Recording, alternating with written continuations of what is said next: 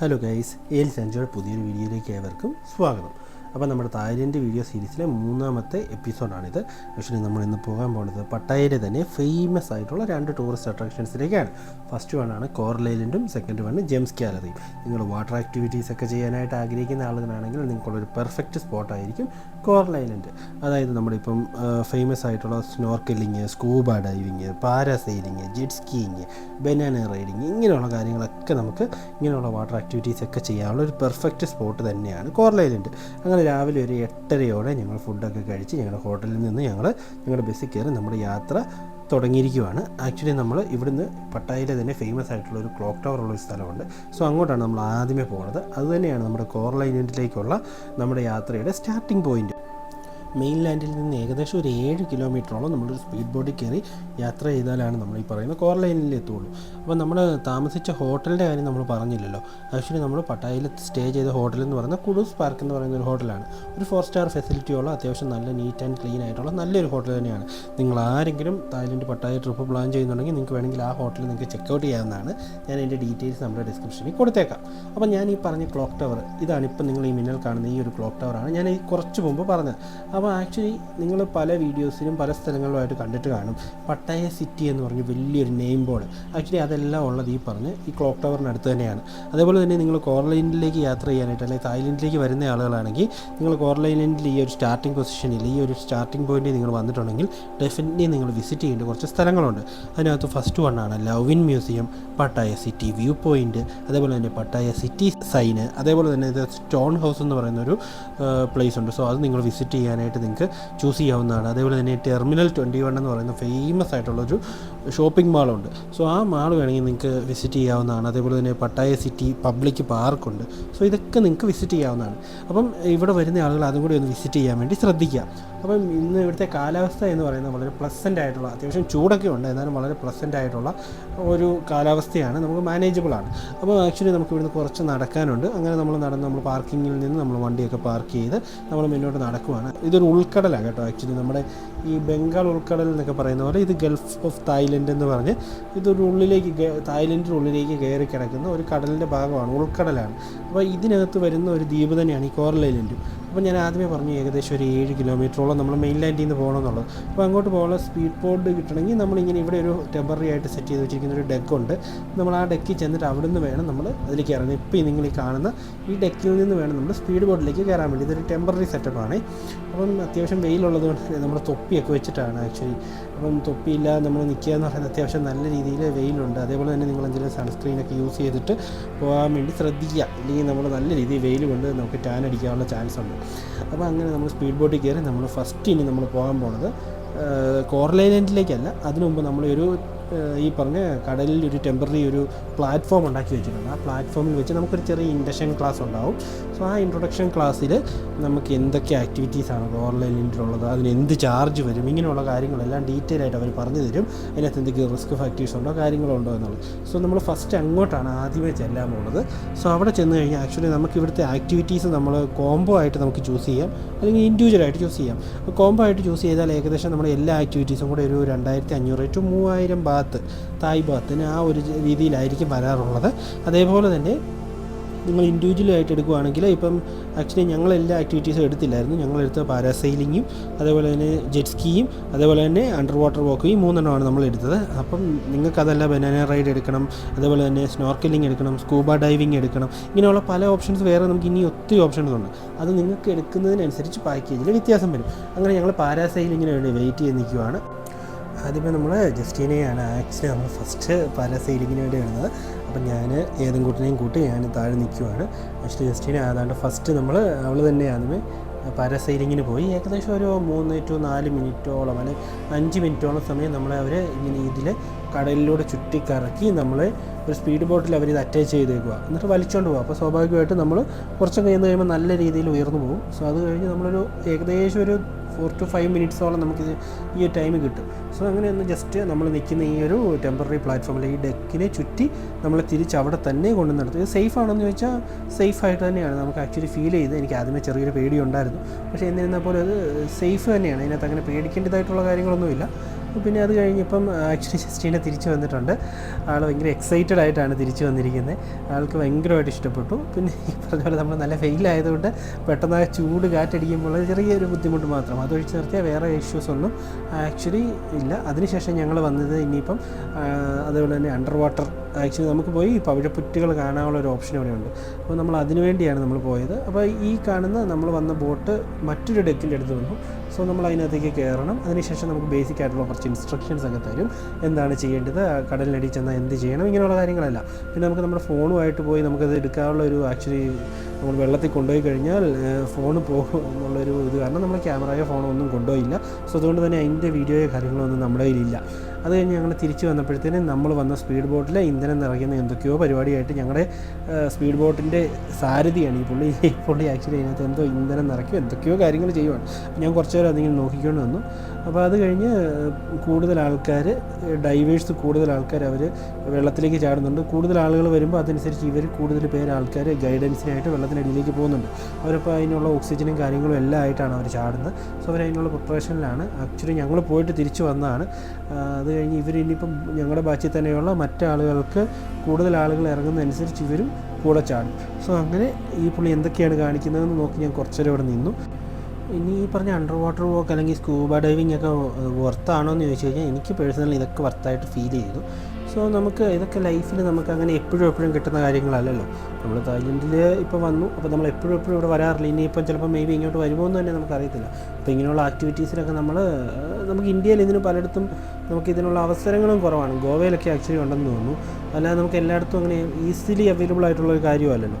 So അതുകൊണ്ട് തന്നെ നമ്മൾ എപ്പോഴും ഇങ്ങനെയുള്ള സ്ഥലങ്ങളിൽ വരുമ്പോൾ ഇതൊക്കെ ചെയ്ത് നോക്കാനോ അല്ലെങ്കിൽ ട്രൈ ചെയ്ത് നോക്കാനൊക്കെ ശ്രദ്ധിക്കുക.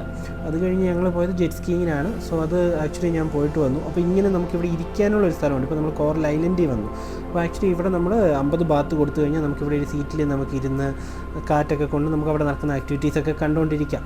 അങ്ങനെ നമ്മൾ കോറൽ ഐലൻഡിലെ ആക്ടിവിറ്റീസിനെല്ലാം ശേഷം നമ്മൾ തിരിച്ചു വന്നിരിക്കുകയാണ്. തിരിച്ചു വന്നപ്പോൾ നമ്മൾ ഒരു പ്ലാറ്റ്ഫോമിലും കയറിയില്ല, അല്ലെങ്കിൽ ഒരു ഡെക്കിലും കയറണ്ടായിരുന്നു. ഡയറക്റ്റ് പോരുവാണ്.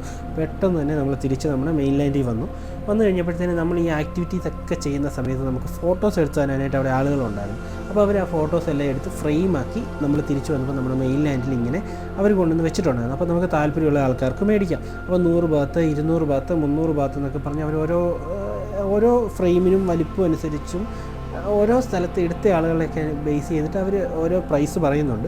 സോ നമുക്ക് താല്പര്യം ഉണ്ടെങ്കിൽ അത് നമുക്ക് വാങ്ങാം, നിർബന്ധമൊന്നുമില്ല. നമ്മളെല്ലാവരുടെയും അവർ അങ്ങനെ ചെയ്ത് വെച്ചിട്ടുണ്ട്.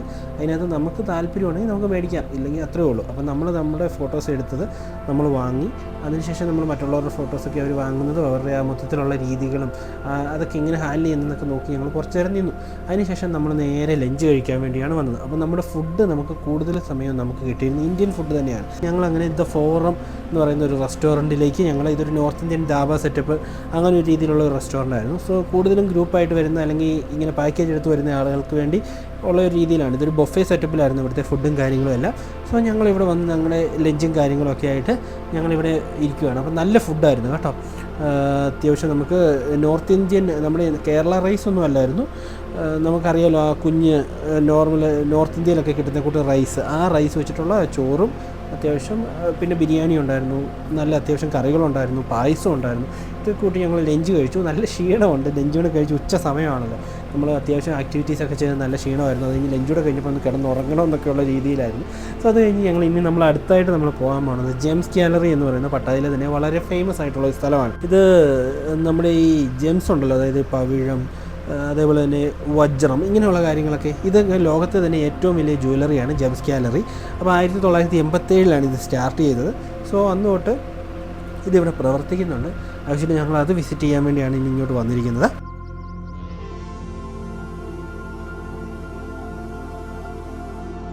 ഇവിടെ നമുക്കിവിടെ ഒരു ലൈറ്റ് ഷോ ഉണ്ട്. അതായത് ബേസിക്കലി എങ്ങനെയാണ് ഈ വൈരം അല്ലെങ്കിൽ ഈ ജെംസൊക്കെ നമുക്ക് കിട്ടുന്നത്, ഇതൊക്കെ നമുക്ക് പോയി കാണാനുള്ള ഒരു അവസരമുണ്ട്.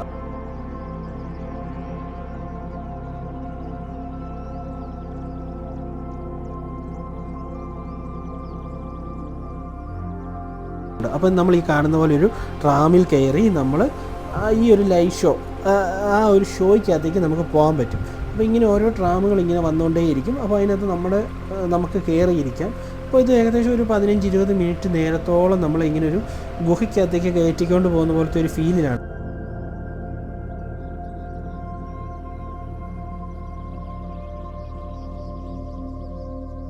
എങ്ങനെയാണ് ഈ പറഞ്ഞ വൈരങ്ങളും രത്നങ്ങളും ഒക്കെ ഉണ്ടാകുന്നതെന്ന് നമുക്ക് പ്രോപ്പറായിട്ട് അവർ ഗൈഡ് ചെയ്യും. അത് ഒരു ലൈറ്റ് ആൻഡ് വിഷ്വൽ ഷോ നമുക്ക് തരും. നമ്മുടെ ആ ട്രാമിൽ തന്നെ നമ്മുടെ മുന്നിൽ ഒരു കുഞ്ഞ് സ്ക്രീൻ ഉണ്ടാവും, അതിലിങ്ങനെ ഓരോ കാര്യങ്ങൾ പറയുന്നുണ്ടാവും. അതിന് പുറമെ ബാക്ക്ഗ്രൗണ്ടിൽ വലിയ സ്പീക്കറുകളിൽ വളരെ ലൈറ്റായിട്ടുള്ള സൗണ്ടിൽ നമുക്ക് കേൾക്കുമ്പോൾ തന്നെ നല്ല രസത്തിൽ നമുക്ക് ആ ഒരു ഫീലിലിരുന്ന് എങ്ങനെയാണ് ഈ രത്നങ്ങളും വൈരങ്ങളും ഭൂമിയിൽ വന്നത്, അഗ്നിപർവ്വത വിസ്ഫോടനം എന്താണ്, ഇങ്ങനെയുള്ള കാര്യങ്ങളെല്ലാം നമുക്ക് വിശദമായിട്ട് പറഞ്ഞു തന്നുകൊണ്ട് നമ്മളെങ്ങനെ ഈ ട്രാമിൽ മുന്നോട്ട് കൊണ്ടുപോകും. ഏകദേശം ഒരു 15-20 മിനിറ്റ് നേരത്തെ ഒരു യാത്രയാണ്.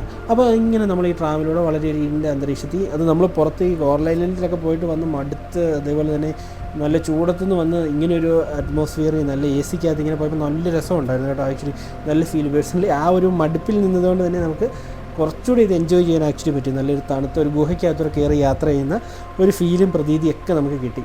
അതിനുശേഷം നമ്മളിങ്ങനെ ഇതിലേക്ക് വന്നു. അത് കഴിഞ്ഞ് നമ്മൾ നേരെ ഇതിനകത്ത് ട്രാമിൽ നിന്ന് പുറത്തിറങ്ങുമ്പോൾ നമ്മളിങ്ങനെ ഒരാളുടെ അടുത്തേക്കാണ് വരുന്നത്. ആളിങ്ങനെ ഈ രത്നങ്ങൾ എന്താണ്, വൈരങ്ങൾ എന്താണെന്നൊക്കെ നമുക്ക് എക്സ്പ്ലെയിൻ ചെയ്തു തന്നു.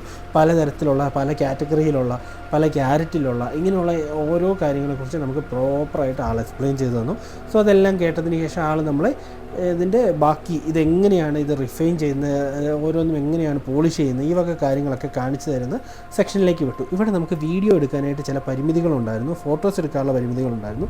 അപ്പം സോ അതുകൊണ്ട് തന്നെ നമുക്ക് എല്ലാ വീഡിയോ ക്ലിപ്പും കിട്ടിയിട്ടില്ല. പക്ഷേ മാക്സിമം നമുക്ക് എടുക്കാൻ പറ്റുന്ന എത്രയും വീഡിയോസൊക്കെ നമുക്ക് അലൗഡ് ആയിട്ടുള്ള പ്ലേസിൽ നിന്നെല്ലാം നമ്മൾ എടുത്തിട്ടുണ്ട്. സോ അത് നിങ്ങൾക്ക് ഇപ്പം കാണാം. ഇപ്പം ഡയമണ്ടിലെ തന്നെ പലതരത്തിലുള്ള കട്ടുകൾ, അതേപോലെ തന്നെ അത് ഓരോന്നും എങ്ങനെ നമുക്ക് റിഫൈൻ ചെയ്ത് കൊണ്ടുവരുന്നു, അതെങ്ങനെ റെഡിയാക്കുന്നു, അതിന് വേണ്ടിയുള്ള മെഷീനറീസ്, ഈ വക കാര്യങ്ങളെല്ലാം നമുക്കിവിടെ കാണാൻ പറ്റും. അപ്പോൾ നിങ്ങളിവിടെ വരുന്നുണ്ടെങ്കിൽ നിങ്ങളൊന്ന് വിസിറ്റ് ചെയ്യാൻ വേണ്ടി ശ്രദ്ധിക്കുക കേട്ടോ. നിങ്ങൾക്ക് അതേപോലെ തന്നെ ലേഡീസൊക്കെ ആണെങ്കിൽ അവർക്കൊക്കെ ഒത്തിരി ഇഷ്ടമുള്ള ഈ ഡയമണ്ട് ആഭരണങ്ങളും കാര്യങ്ങളൊക്കെ. അപ്പോൾ അതെങ്ങനെ ഉണ്ടാക്കുന്നു, അതിനുള്ള കാര്യങ്ങൾ എങ്ങനെയാണെന്നൊക്കെ ഇവിടുന്ന് മനസ്സിലാക്കുക. അതിനുള്ള മെഷീനറീസ് കാര്യങ്ങൾ കണ്ടോ. ഒരാളിരുന്ന് ഇവിടുത്തെ തന്നെ തായ്ലൻഡ് ബേസ്ഡ് ആയിട്ടുള്ള ആയിട്ടുള്ള ആൾ അതിരുന്ന് എങ്ങനെയാണ് അതിനുള്ള ഓരോ പ്രിപ്പറേഷൻസും നടത്തുന്നത്, എങ്ങനെ പോളിഷ് ചെയ്യാം, എങ്ങനെ അത് പ്രിപ്പയർ ചെയ്യാം, ഈ വക കാര്യങ്ങളെല്ലാം ഇങ്ങനെ ഓരോരുത്തരായിട്ട് ഇരുന്ന് ചെയ്യുന്നത് നമുക്ക് ലൈവായിട്ട് കാണാൻ പറ്റും. ഇവിടെ അതേപോലെ തന്നെ ഗോൾഡ്, അതായത് സ്വർണ്ണം, ഡയമണ്ട് അല്ലെങ്കിൽ വൈരം അങ്ങനെയുള്ളത് മാത്രമല്ല, ഇവിടെ സ്വർണ്ണത്തിൻ്റേതും ഉണ്ട്. കാരണം നമ്മൾ ഈ ഡയമണ്ട് ആഭരണങ്ങൾ എന്ന് പറയുമ്പോൾ അതിനകത്ത് കുറച്ചൊക്കെ സ്വർണ്ണമുള്ള ആഭരണങ്ങളുണ്ടല്ലോ. സോ അപ്പോൾ അതിൻ്റെ ഒരു പ്രിപ്പറേഷൻ ഇവിടെ ഉണ്ട്. സോ അങ്ങനെ ഓരോരുത്തരായിട്ട് അവരവരുടെ ഡ്യൂട്ടിയിൽ ഇങ്ങനെ മുന്നോട്ട് പോയിക്കൊണ്ടിരിക്കുകയാണ്. നമ്മൾ അവർക്ക് സൈഡിൽ കൂടെ നമുക്ക് നടന്ന് ഇങ്ങനെയാണ്. ഇവിടെ ഒരു ആളിരുന്ന് പോളിഷ് ചെയ്യുന്നത് കണ്ടോ, എന്തോ ഒരു ആഭരണം പുള്ളിക്കാരത്തി പോളിഷ് ചെയ്യുവാണ്. ഇവിടെ ഇതിൻ്റെ മാനുഫാക്ചറിങ് മാത്രമല്ല, ഇതിൻ്റെ സെല്ലിങ്ങും ഉണ്ട് കേട്ടോ. ഇതിൻ്റെ മറു സൈഡിൽ തന്നെ ലോകത്ത് തന്നെ ഏറ്റവും വലിയ ജ്വല്ലറികളിലൊന്നായിട്ടുള്ള, അതായത് ഡയമണ്ടിൻ്റെയും സ്വർണ്ണാഭരണങ്ങളെയൊക്കെ ജ്വല്ലറി ഷോപ്പും കൂടി ഇവിടെ ഉണ്ട്. സോ നിങ്ങൾക്ക് താല്പര്യമുള്ള ആൾക്കാർക്ക് ഇവിടെ നിന്ന് വാങ്ങാം. പക്ഷേ ഞാൻ മനസ്സിലാക്കിയിടത്തോളം ഇവിടെയുള്ള ഒരു ചെറിയ പ്രശ്നം എന്താണെന്ന് ചോദിച്ചാൽ, ഇവിടെ എല്ലാം 18 ക്യാരറ്റിൽ പെടുന്ന 18 ക്യാരറ്റ് ആയിട്ടുള്ള ആഭരണങ്ങളാണ് ഞാൻ കൂടുതലും കണ്ടത്. അത് ഇന്ത്യയിൽ എന്തൊക്കെയോ അതിന് റെസ്ട്രിക്ഷൻസ് ഉണ്ടെന്ന് തോന്നുന്നു. വാങ്ങുന്നതിനല്ല, നമുക്കിപ്പോൾ ഇന്ത്യയിലെല്ലാം 22 ക്യാരറ്റ് അങ്ങനെ എന്തോ ഒരു ഇതിലാണല്ലോ, എനിക്ക് കറക്റ്റ് അറിയത്തില്ല. സോ അങ്ങനെ എന്തൊക്കെയോ റെസ്ട്രിക്ഷൻസ് ഉണ്ടെന്ന് തോന്നുന്നു. നിങ്ങളൊന്ന് അന്വേഷിക്കുക. എങ്കിലും നിങ്ങൾക്ക് 18 ക്യാരറ്റിൻ്റേതായിട്ടുള്ള ആഭരണങ്ങളും കാര്യങ്ങളൊക്കെ ഇവിടെ ലഭിക്കും. നിങ്ങൾക്ക് താല്പര്യമുള്ള ആൾക്കാർക്കൊക്കെ അത് വാങ്ങാനുള്ള അവസരമുണ്ട്. സോ അങ്ങനെ നമ്മൾ ജെംസ് ഗാലറിയിലെ നമ്മുടെ വിസിറ്റിന് ശേഷം നമ്മൾ അങ്ങനെ അവിടുന്ന് നമ്മൾ തിരിച്ച് പുറത്തേക്ക് ഇറങ്ങിയിരിക്കുവാണ്. ഇനി നമ്മൾ പോകാൻ പോകുന്നത് ബിഗ് ബുദ്ധ എന്ന് പറയുന്ന തായ്ലൻഡ് തന്നെ ഫേമസ് ആയിട്ടുള്ള ഒരു സ്ഥലത്തേക്കാണ്. അവിടുത്തെ വിശേഷങ്ങൾ നമുക്ക് അടുത്ത വീഡിയോയിൽ കാണാവേ. അപ്പോൾ നമ്മൾ ഈ വീഡിയോയുടെ വെച്ച് വൈൻഡപ്പ് ചെയ്യുകയാണ്. അപ്പോൾ ഈ വീഡിയോ ഇഷ്ടപ്പെട്ടിട്ടുണ്ടെങ്കിൽ ഒന്ന് ലൈക്ക് ചെയ്യുക. അതുപോലെ തന്നെ നമ്മുടെ ചാനൽ സബ്സ്ക്രൈബ് ചെയ്ത് വെക്കുന്ന കാര്യം കൂടെ പരിഗണിക്കണേ. അപ്പോൾ ഇനി നമുക്ക് മറ്റൊരു വീഡിയോ ആയിട്ട് കണ്ടുമുട്ടുന്നതിന് വരെ ടേക്ക് കെയർ, ബൈ.